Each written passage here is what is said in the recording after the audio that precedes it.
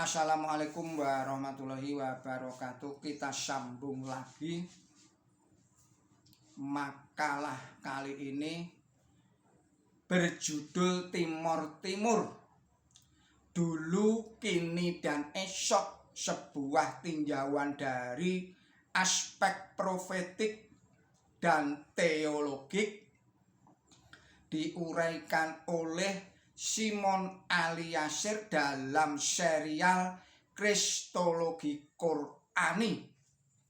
Ini diuraikan pada tahun 1995, 30 tahun yang lalu.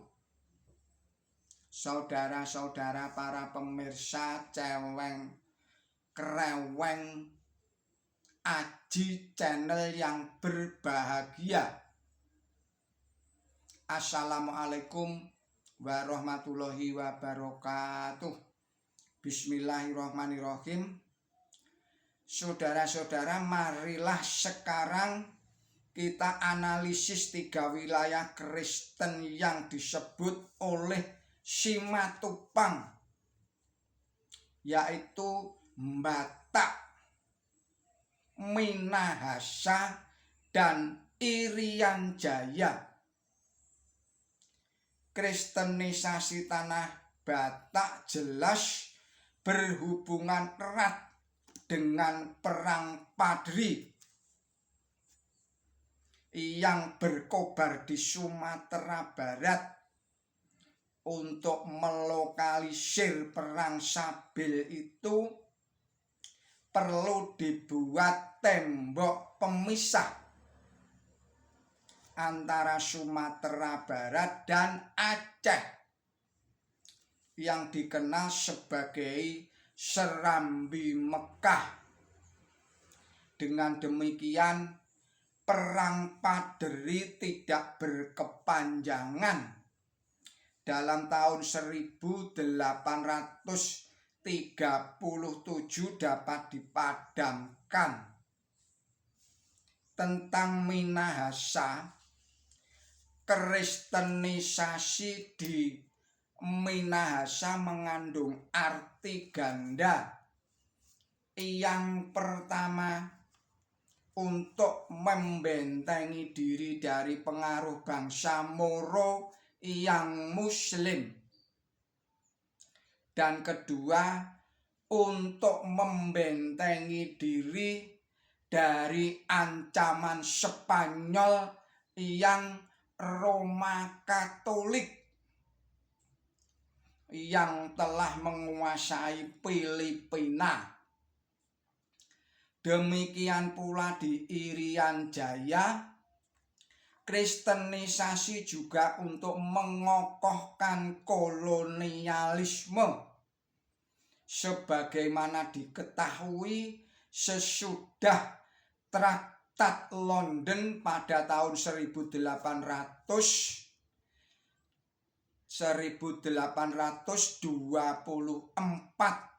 seluruh Indonesia dikuasai oleh Belanda, sedangkan luar Indonesia dikuasai oleh Inggris. Saudara-saudara para pemirsa channel Kreweng Aji yang berbahagia, Timor Timur dulu dan kini. Simatupang tidak menyebut-nyebut Nusa Tenggara Timur yang penduduknya mayoritas Kristen, lebih dari 80%, Roma Katolik lebih dari 50%, Protestan tidak kurang 30%. Hal ini jelas ada hubungannya dengan Timor Timur yang menjadi bagian dari jajahan Portugis. Mayoritas penduduknya Roma Katolik, lebih dari 80%.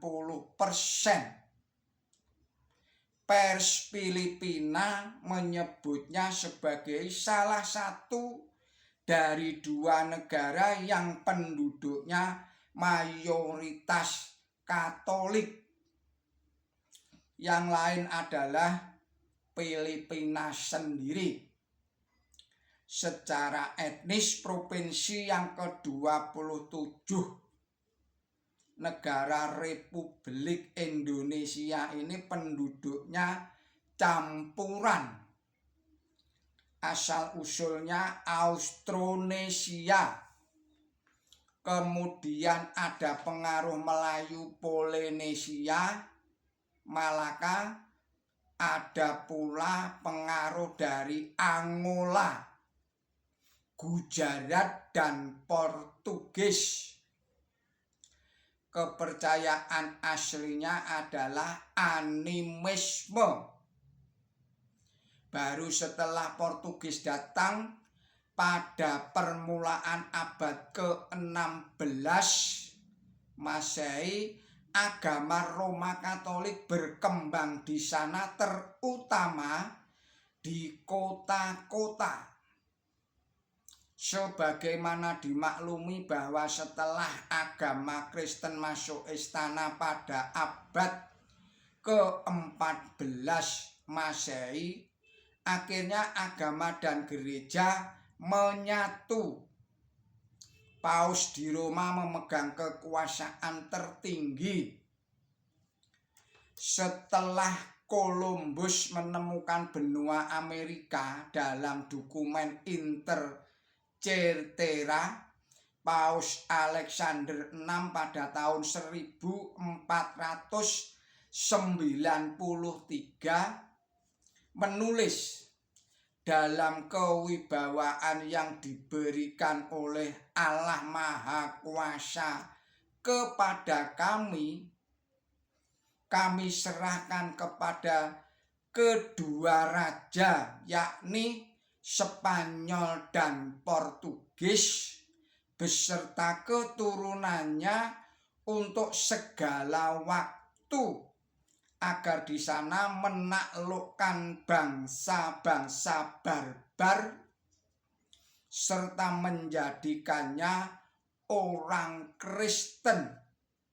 CFT Filesi Esordi del Colonialismo e Agione della Chiesa Como 1966, halaman 54, 64, 138, dan 154. Tulisan inilah sumber semangat imperialisme dan kolonialisme di muka bumi ini, terutama di benua Asia dan Afrika yang mayoritas penduduknya Muslim. Pada abad ke-16, Spanyol dan Portugis telah eksis di Maluku.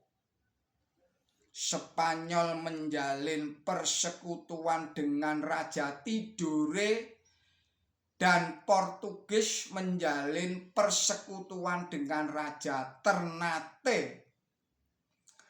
Antara Sultan Tidore dan Sultan Ternate selalu ada persaingan.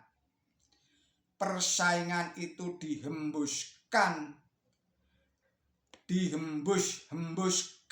oleh bangsa Spanyol dan bangsa Portugis, dan dijadikan alasan untuk saling berperang sendiri.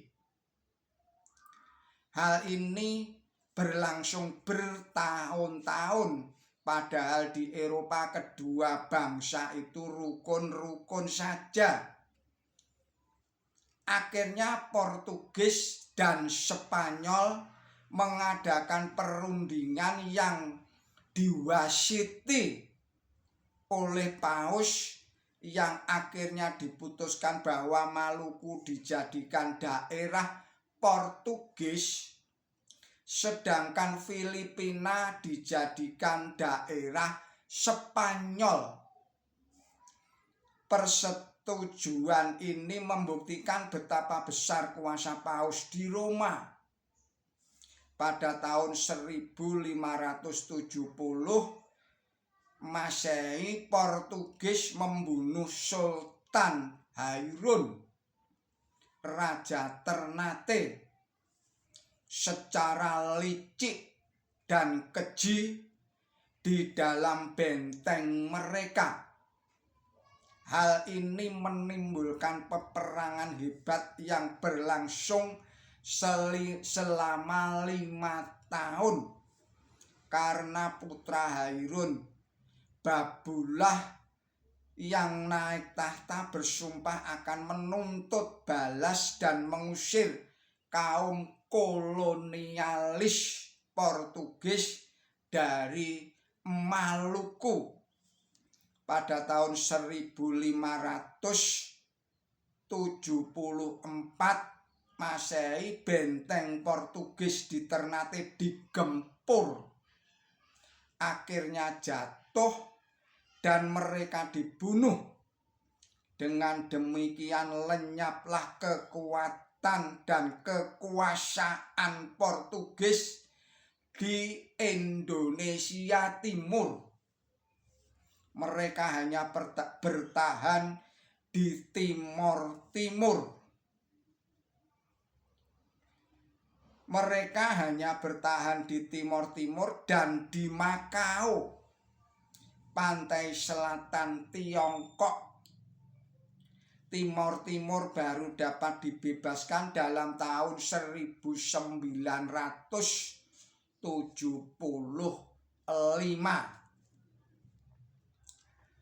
Saudara-saudara para pemirsa channel Kereweng Aji yang berbahagia, kita akhirkan dahulu video ini. Kita sambung lagi pada video-video berikutnya.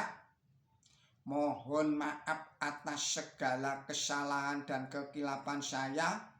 Billahi taufik wal hidayah. Ihdinas siratal mustaqim. Wassalamualaikum warahmatullahi wabarakatuh.